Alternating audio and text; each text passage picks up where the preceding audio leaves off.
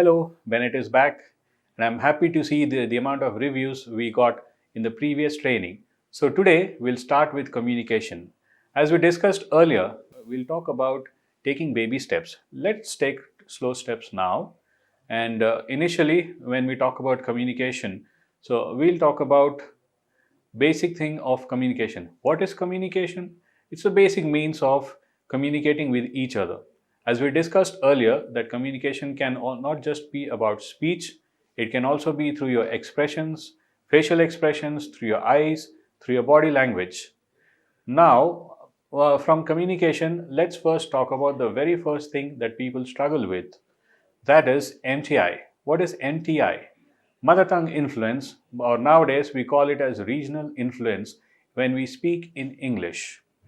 Now, before we talk about the influence of regional language in English, let's first talk about the regional influence. What is it? Initially, when we speak in our mother tongues, the tongues that we learn right from the time we learn to speak, our thinking and speaking language are one and the same. Because when we think in the same manner, and when we speak in the same manner. But what is that influence of region inside English? Why does a regional influence get affected in English? The only reason is when we talk in English, we think in our mother tongue, but we speak in English. That is called the regional influence in English. To overcome this, there are a few steps that we can take to ensure that we can speak fluently no matter what situation we are in, no matter how many times we struggle with speech. But once we master that, we will be able to speak fluently with good communication. I always tell people from things that I have learned over the past few years that it is not required to put on a fake accent. It can be an American accent, it can be a British accent, it can be a Spanish accent. That is not required. Accent, again, we'll talk about it a little later. But when we talk about communication, let's first understand that we need to speak in the right manner. So, to speak in the right manner, accent is not at all required. Now, in the present age, accent is something that is not required at all because everyone wants to speak clearly. The main focus here is to speak clearly and communicate properly with grammar in place in each sentence we speak. The second thing here we talk about is MTI. When we spoke about MTI earlier, a simple example we can talk about is Ramu ke pita ka bistar hare rang ka hai in Hindi. Let's look at that in Telugu. Ramu wala tandri padaka ఆకుపచ్చ రంగుది. Okay. Now, when we talk about this in regional language or in a national language, when we talk about the color, we have to describe which color it is in. Now, when we talk about in Telugu, pacha rangudi. But when we just take out color, pachadi, is there any meaning in that? There is no meaning. However, when we talk about the same thing in English, Ramu's father's bed is green. Now, why did I not mention color? The only reason is when we talk about the same thing in English, a little translation. In English, green itself, green means it is color. So we do not have to use the extra word color. That is the only reason there's a change when we talk about translation from regional language to English. So let's look back. Ramu के पिता का बिस्तर हरे रंग का है.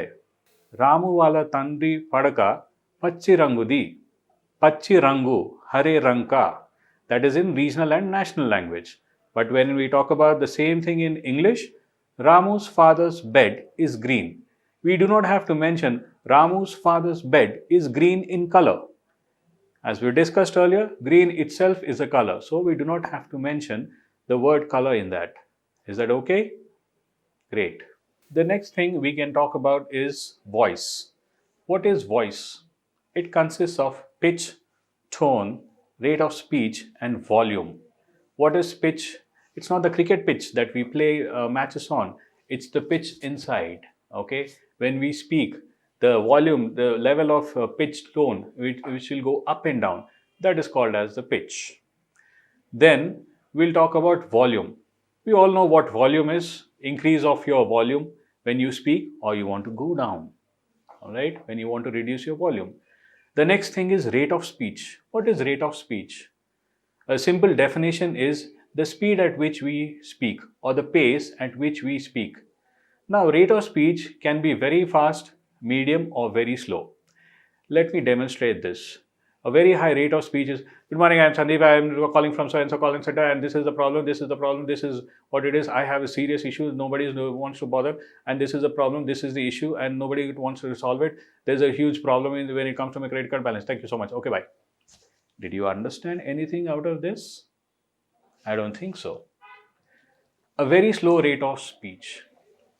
Good morning, I am Sandeep, I am from this place, and I have come to this place to visit some new places just to take photographs and then try to upload them on my Instagram. And then I also want to talk about the same thing in Facebook and then describe it, put it on description, put a slow description so that everybody sees me. Now, what kind of a rate of speech is this? This is slow. By the time this finishes, you will go back to sleep. So, how should your rate of speech be? A rate of speech should be normal. It should be average. It should neither be too fast, it should neither be too slow.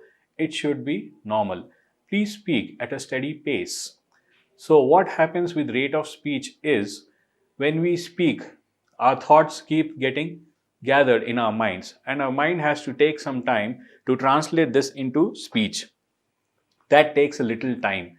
So, when we speak too fast, whatever is there in our mind, that is there, and then it is converted into speech, and then we wait till our mind starts to churn words to turn them into speech.